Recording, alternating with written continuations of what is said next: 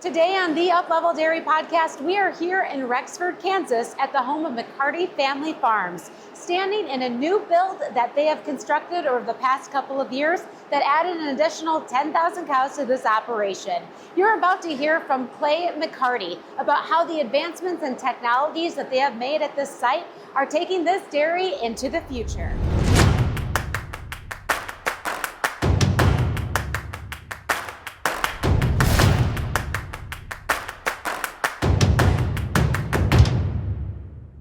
This episode is brought to you by Milc Group. Milc Group is a dairy software company that brings real-time actionable data to dairy farms across the world by revolutionizing the industry with user-friendly cloud-based software. One by Milc Group is the all-in-one app that brings all important aspects of your dairy together in one place. With products such as feed and animal management software, people training, dairy facility monitoring, and scale management, Milc Group is committed to providing producers with the tools they need to succeed. At times, I think even we forget kind of our roots. And, interesting story, we were chopping silage last year, and we had a pretty big pile, like 43,000 tons. And we basically chopped it in a day and a half. Dad was driving over there with me, and he's like, how much is in that pile? I said, 40,000 tons, somewhere in there. He's like, I could see what he's thinking. I said, how much silage did we chop in our entire life in Pennsylvania? We figured out we had more in that pile than my dad had chopped in his entire life. So that helps put it in perspective, right? So that's the true growth and size that over time, it gets forgotten a little bit. But if you need a healthy reminder, hey, when I drive in here at 7 o'clock this morning, I think there were 7 trucks at the scale, my cattle truck, you're like, this is real. We're pouring concrete, working on a digester. Yeah. So, there's always something here. Yeah, and you're just getting started. Yep. Like that's your future out there and across the road, right? Yeah, we've been able to expand the milk processing plant side of things. Hey, we've got rail access now. Like, hey, we're really trying to position ourselves to have our own little ecosystem, maybe in a sense. Yeah. Where, hey, we can process our own milk, we can rail our own corn, and hey, we've got a dairy that we feel will be competitive for the next 25 years. Right. From a facility standpoint, modernization and technology.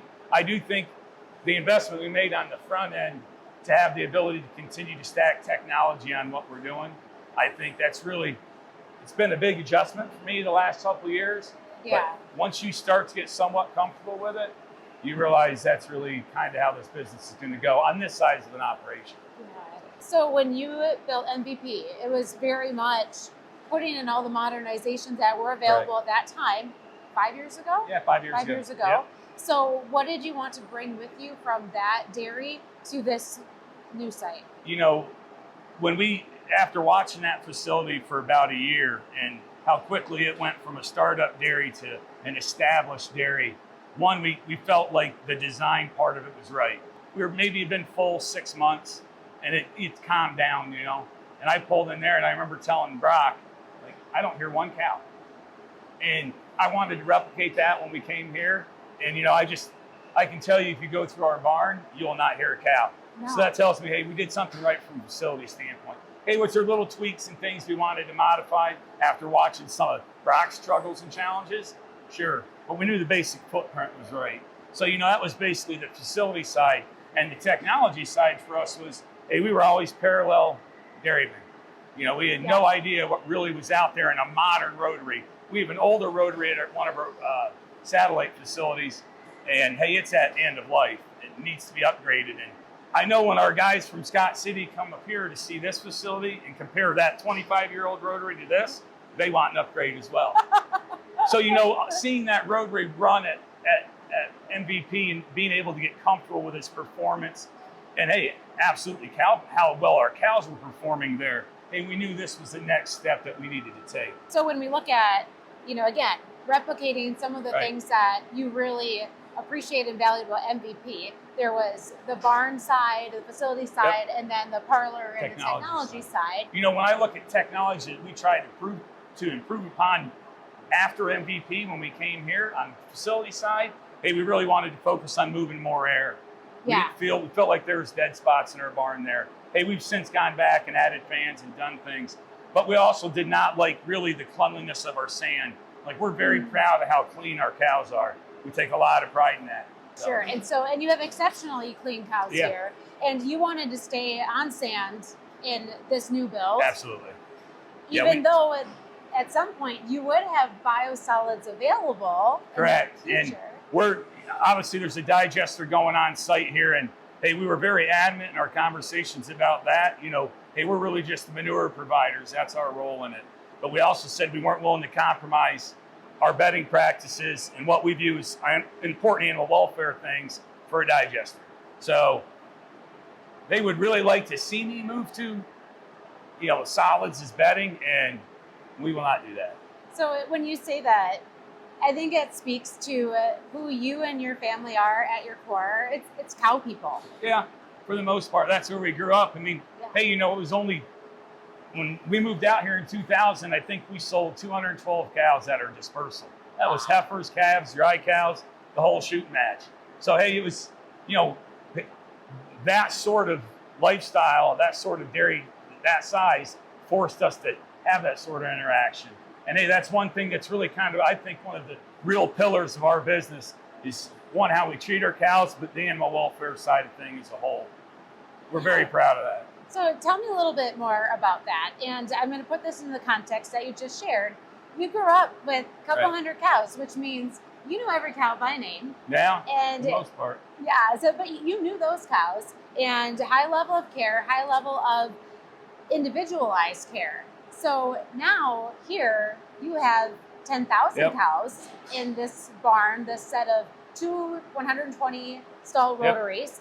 And two 5,000 cow dairies that are essentially back to back. Back to back. So how has technology enabled you to make every cow out of those still 10,000? Be the only cow? Yes, feel like she's the number one girl. Yeah. So hey, that one, I think in the background of all of those things, hey, you got to have a tremendously good team to start with. Fundamentally, you need good people. I don't care how good your system is. You still need good people in that system. But, when you look at the technologies that we've applied here, like, hey, to your point, we were cow people. We were headlock dairies, when we went cow to cow to cow to cow. And it was a huge adjustment for us. We went through that adjustment at MVP, but then to have to go through that again here, maybe on a more personal level, since I was involved every day. Yeah. Hey, it was a real struggle for us to get used to letting the system help us find sick cows, find mastitis cows, find fresh cows. For us to develop the trust in the system, the technology, that we would actually want to, make the decisions it's telling us to make. But that was very hard. And I will be honest with you, it took us about a year to get there. The thing that I have liked about it, and we had the DeLaval's Delpro system, is basically a cow monitoring system in Ohio. Well, they've kind of upgraded their version, and now it's no longer a collar, it's a tag. And it's got more capabilities. I don't think we've unleashed all of them yet. Okay. Hey, we have no headlocks on this facility, so we're absolutely putting faith. And do we still walk pens, and do we still look for certain things? But we put a lot of faith in the cow health index and letting that sort the sick cows, sort the eat cows to us. Okay. And we took one other big step here, and it was we felt it was a big step. As we tried to figure out just how to make the logistics of this dairy work, as you say, we're cow people, so we touch our cows a lot, probably more than most people. And hey, we were really bottlenecking our whole system at the sort gates. So we went ahead and put the Parlor Boss technology in here, and you can see behind us where the TV screen is. And we were able to cut down close to, I think, 60 or 70% of our sorts through the gate. Really? So then all of a sudden the rotary starts running more efficiently. We were having problems getting done, and I was like, well, we got to run faster. Well, no, we got to get the cows away from the deck so we don't have to stop as often. So that was an efficiency trigger that you were able to uncover from the platform here. And I think we are just truly scratching the surface of the technology. Like, for instance, we have super stimulation on our deck. Well, I've been able to go in here, basically tell how the cows, when the unit goes on, how the pulsation affects their milk letdown. Wow. And we don't have it in our dairy in Ohio, but we have it here. And I'm able to I'm running this 120 stall deck with essentially 4 people. Wow. Granted, we invested in robots on the backside to post dip. Okay. So we eliminated a guy there, but we have one scrubber, one pusher, and 2 attachers. Okay. So you were milking 750 cows an hour with 4 people. So we've become very efficient. And again, that's part of the technology investment. Hey, our letdown numbers and our milk flow is fantastic. Even though if you look at it from what I would have viewed as a conventional method, this is not. I know I get a lot of people go, "You're doing that?" And it works. It works for us, but because of the technology. So you still have 4 people on the ground around the rotary. So still manually doing the prep. Yep. So we have one guy that basically runs a wet scrubber gun, cleans the teats, have a bank of fans that dries them, 2 guys that manually attach, and obviously my pusher that's bringing the cows. Now, if you look around, you'll always see 1 or 2 other guys, but it's because we have to change tanks, all those things. So they're kind of your utility players, so to speak, in the parlor? More or less your shift leader in essence. Okay. So with this particular parlor deck, 120 stalls. Yep. This is the largest. It's big. Yeah. Yep. Largest that they make, right? Yep. Yeah. If you size it for jerseys or crossbreds, I think they can do 126 or 128, but the actual deck sizing is the same. And it was really important to you to be able to keep cows moving, optimize that flow and efficiency. Yeah. I mean, hey, our goal was, I say we want to touch cows a lot. We want to touch them when we need to touch them. Other than that, we want them to just go home, right?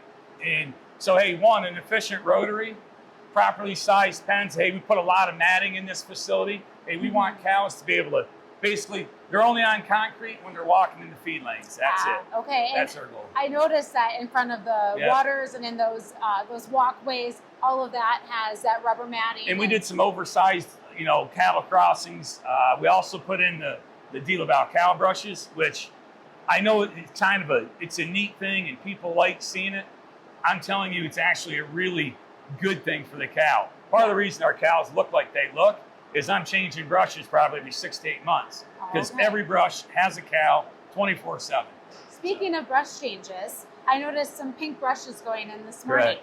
Yep. No, DeLaval actually came out with that brush, that color for obviously breast cancer. And as soon as we heard that, we're like, we want some. So Brock doesn't know, we actually ordered a whole bunch for MVP as well. Surprise, yeah, Brock. surprise. Okay, so Clay, we've been touching a lot on what's going on in this part of the barn, in the parlor, in the rotary here, but I want to shift gears a little bit to some of the other technologies that you brought in to this new build here at McCarty Family Farms. And one of those areas where you saw some ways to optimize efficiencies is in feeding at the feed center, feed mixing, feed delivery. So you've worked specifically with the Milc Group on one feed and one scale, a couple of their software programs. Tell me a little bit about why that was a move you wanted to bring in to this dairy as you think about positioning it for the future. So, one thing that I think we had an appreciation for, but not really an understanding of, was going to be the logistics on this place. As I looked at some of the bigger dairies out there, hey, it always felt like it was easy to feed cows the old way. Hey, there's a lot more activity. Hey, bigger pens. We were looking for a way to be like, okay, how can we go out there, feed 15,000 cows with 3 mixers and 2 batch boxes in 7 hours? How can we do it? That was our goal, right? That was the goal. Kind of. We didn't really know it at the time, but it developed into the goal. And, ultimately what we needed was technology that could support that. Hey, whether it was coming into the scale or going out the door in the commodity barn. So, hey, the one feed technology from an inventory standpoint, I know that's something that we really appreciate. Like, hey, shrink and deliveries, when you have to manage as much feed as we do coming in, are very important that you know where you're at every day. And that system's accurate where we know every day that, like, if you drive through there, I've got 58 tons of cotton. And you feel pretty comfortable with the number. We never really had that before. So that we like. The automation at the scale and the speed and efficiency, that's brought us. When you get into these harvests, hey, when you're running 3 John Deere choppers, 12 row heads, and 24 trucks, and you're chopping within 1.5 miles of your place, the amount of trucks coming into this place, you can't even fathom it. And you need to be able to receive them at the scale and not be a bottleneck. So we've been able to accomplish all those things with one feed and in one scale. The one thing I do appreciate about their equipment, it's been very, very dependable. there's been a lot of things when you start up with new equipment, new technology, new things that you're like, this isn't working like it should. And hey, generally it gets there, but you need it to get there day one, not day 100.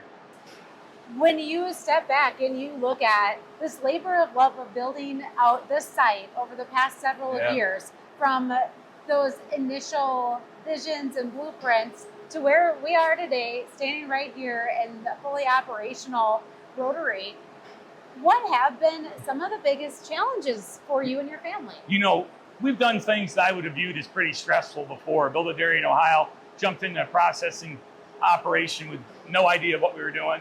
But this put a lot of different strain on us. One, it was COVID. You know, we basically were trying to tighten this thing up from a build and expense side as COVID was kind of trying to explode. So all the challenges that brought in the market with trying to be predictable on when will I actually be able to milk cows, because you had no idea when anything was going to come. The duration of the build, hey, we've been operational on this side, on the east side, 2 years in December, and just a little over a year on the west side. But hey, we've been working at this thing for 4+ years. So, you know, that kind of grind was exhausting at times. And you saw the toll it took on us just because, hey, I think we were all extremely focused, but all also extremely busy with what we were doing. We're very remote in Northwest Kansas. So that just added one more layer of complications. You know, and hey, from a construction standpoint, hey, we had guys here almost 2 years. So, I mean, you saw a lot of contractor burnout, you know, because, hey, a lot of these guys, to go home was like Wisconsin home. Right. So, you know, it was very hard, I think. You need to be very deeply staffed on the construction side, you know, to weather the storm, just like on the dairy side, because the length of the build. Yeah, so that was a challenge that came up. And so, as you said, now that you're in fully operational, up to speed for 2 years on one side, a year on the other, what are the days when you take a look around here and you're like, this is why we did it? It's kind of funny because I think we all get those a little differently. My brothers and I are all differently minded in a sense. But, you know, I was on the phone the other day with my brother Mike, and it was, you know, we were putting up silage at 67 moisture. There's trucks hitting this place like every 30 seconds. You know, we're making 100 pounds of milk. I'm like, we made it. We made it. And next day we were 97, and had an accident out by the silage pile. So but there are those moments when you see, hey, like, it's not perfect every day, but there are a lot of days when it really just goes pretty right. Yeah. And hey, you know, I take a lot of pride in just seeing how, you know, the guys that really run this place, not me, how they've developed and how they're the guys that are really lots of times driving change on this place. And as they've gotten comfortable with the facility, you've really seen how talented some of these guys are. So it's really brought out the best in your team. Yeah, absolutely. Yeah, no, it really has. And it's given, hey, growth in a company is always good because it gives people opportunity, right? You've got to keep people motivated. And hey, build something like this and people get motivated. Yeah, they're excited for the momentum. Right. And you just invested in their future. Yep. I think they realize that, like, hey, you know, we did this because we wanted a business that was viable beyond our life, right? Yeah. So you know, not like we're old, but hey, I outpace a lot of these guys by 20 years, right? I mean, when I'm 70, I really don't probably want to be going too hard. Right? You don't want to be like your dad? No, I don't want to be like my dad. And we can't edit that. We got to keep that on there. Keep that one in. When you really look at this bigger picture, and you just mentioned it a few moments ago, this is built for the long haul. Yep. This is built so your team can see their future here, so your family can see their future here. Yeah. So again, when the vision for this project became clear in the minds of you and your brothers and your family and your team, how did it fit in to the bigger vision of where McCarty Family Farms was not that day, but where it would be in 25 years? Well, you know, I think we've always, you know, obviously being fourth generation, somebody's always thought about the next move in life, whether it was well thought out or it just happened. Hey, there was always interest in what could be. And hey, when this facility kind of became MVP was the footprint, but this will be the blueprint of big time growth for us. When I say that, hey, the size of this has allowed us. Milk processing is a big part of what we do. Everyone talks about our dairy, but hey, we have something that's really unique and gives us a pretty unique opportunity in the market. We have a good partner in the market with Dannon. So, those things, hey, that was step one. And what's a sustainable business look like for our family? Step two was to get the facilities that would support it. Hey, and we're not done, whether it's going to be a soybean roaster or, hey, adding some more irrigated land, things like that. Hey, if we're out there showing these guys that we're invested, they stay invested. I really believe that. And that's kind of been our mindset. And I think it's served us well so far. Yeah, and that's a bigger picture too, for not just, we've been talking about the dairy and the business, but let's broaden that to the community. Right. This is a staple piece of this area and its economy and the family. There's not very many dairies in Northwest Kansas. No. We kind of stick out. But really, it's provided a future for a region where how many other regions in Kansas, other places, they're facing the opposite problem. They're losing people, they're losing industry, they're losing infrastructure, but you invested back into what you already have built. Well, and we're, that's one thing I think we're very proud of. One, we're very appreciative of what Northwest Kansas has done for our family, right? We wouldn't be doing this in Northeastern Pennsylvania, right? It'd be a different conversation we'd be having.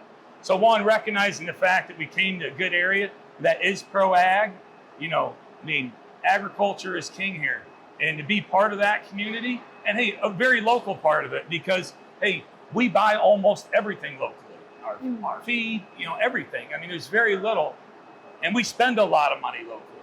So I know that, hey, we're part of the fact that there's a pretty strong ag community here. Yeah. So, and hey, they've been very receptive to us, but we also we want to tell our story.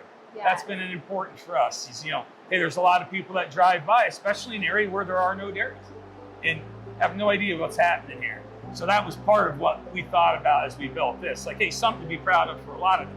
Well, boy, this has been so cool. Is there anything else that you'd like to share? Just again, hey, we've appreciated how we've been treated in the industry. Hey, the dairy industry is a pretty small world at times. It can be a very big world. But hey, I've enjoyed getting to know and meet phenomenal people from all over the world through the Dannon relationship, through our business in general. I've got some great friends and great memories. I would have none of that if we hadn't come to Kansas. So, yeah, I think we wouldn't be doing this in Northeastern Pennsylvania, right? It'd be a different conversation we'd be having. If you guys never had come here, where do you think you'd be? I'd be an attorney. I was going to law school. Mike was working in a rendering company. And David and Ken, I don't know what they would have done. But I would not have been here. I'm just extremely proud of what we've been able to create. This episode is brought to you by Milc Group. Milc Group is a dairy software company that brings real-time actionable data to dairy farms across the world by revolutionizing the industry with user-friendly cloud-based software. One by Milc Group is the all-in-one app that brings all important aspects of your dairy together in one place.